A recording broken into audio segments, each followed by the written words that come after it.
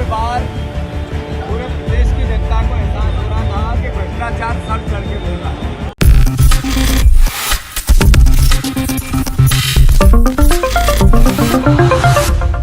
क्या सीएम शिवराज की सरकार पूरी तरीके से चोर है? क्या सीएम शिवराज का आखिरी वक्त आ गया है? ये लफ्ज़, ये शब्द मेरे नहीं, दरअसल कांग्रेस के चाहने वालों के लिए है, कमलनाथ और प्रियंका गांधी के लिए। दरअसल 41 जिलों में प्रियंका गांधी पर एफआईआर दर्ज हो गया है।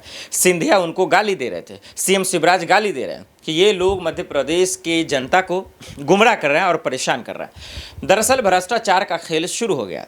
अब जो कर्नाटक की लड़ाई थी वो अब मध्य प्रदेश में आ गई है। इस बीच को लेकर एक तरफ जहां प्रियंका गांधी के खिलाफ 41 जिलों में एफआईआर दर्ज किया जा रहा था और कर दिया गया था, तो कमलनाथ तो भड़क रहे थे, लेकिन उसके साथ साथ उनके चाहने वाले लोग, कांग्रेस के प्रदर्शन करने वाले लोग प्रदर्शन कर रहे थे और साथ साथ क्या कह रहे थे सीएम शिवराज को लेकर, जरा सुनिए। ऐसा है, मैं धन्यवाद देता हूँ शिवराज जी को, मैं धन्यवाद देता हूँ शिवराज जी। एक मिनट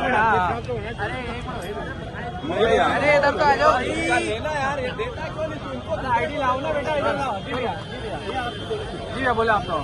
शिवराज जी को मैं धन्यवाद देता हूँ कि बार बार पूरे प्रदेश की जनता को एहसास हो रहा था कि भ्रष्टाचार सर चढ़ के बोल रहा है।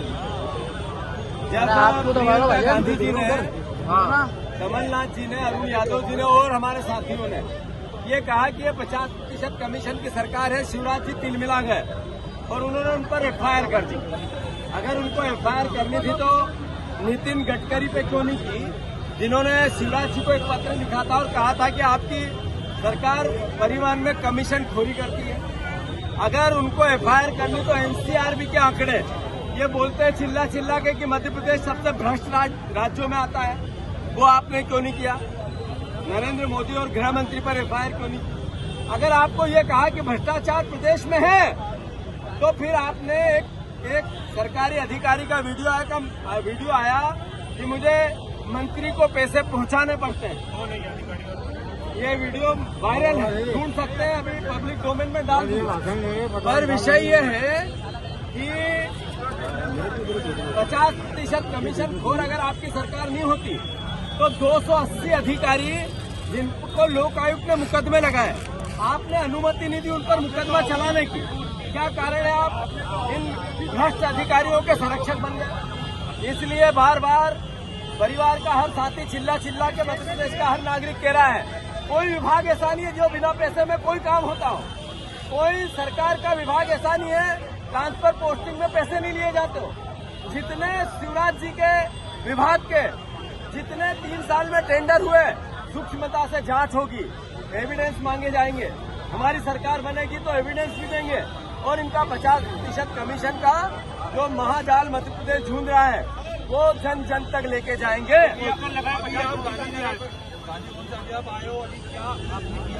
हमने कहा है कि ये 50% कमीशन की सरकार है और 50% कमीशन की सरकार अगर मुकदमा लगाना चाहती हो तो हम तैयार हैं, जेल भेजना चाहती हो तो हम तैयार हैं।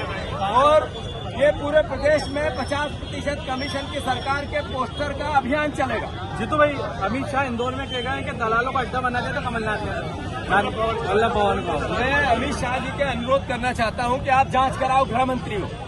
अगर उस समय कोई गड़बड़ हुई तो आपकी सरकार थी, आप झांझ मंजीरे बजा रहे हो। और मैं अमित शाह से अनुरोध करना चाहता हूं कि जितने ट्रांसफर पोस्टिंग कमलनाथ के 1.5 साल में हुए और जितने ट्रांसफर पोस्टिंग शिवराज जी के बचे हुए 3 साल में हुए, सीधे 5 गुना। तो फिर अगर उनने अड्डा बना दिया था तो इनने तो पूरा मॉल खोल लिया है कमीशन और भ्रष्टाचार का, वल्लभ भवन को। सुना आपने, साफ शब्दों में कह रहे हैं कि सीएम शिवराज सरकार चोर है, भ्रष्टाचारी है, उन्होंने भ्रष्ट किया है। अगर ऐसा है तो फिर चुनाव में कम से कम इसी बहाने इस पर बातचीत तो हो। अब प्रियंका गांधी गिरफ्तार कब होंगी, कब जब एक एफआईआर दर्ज हो गया है। फर्जी खबर और झूठे खबर को लेकर भी खूब चर्चाएं हो रही हैं।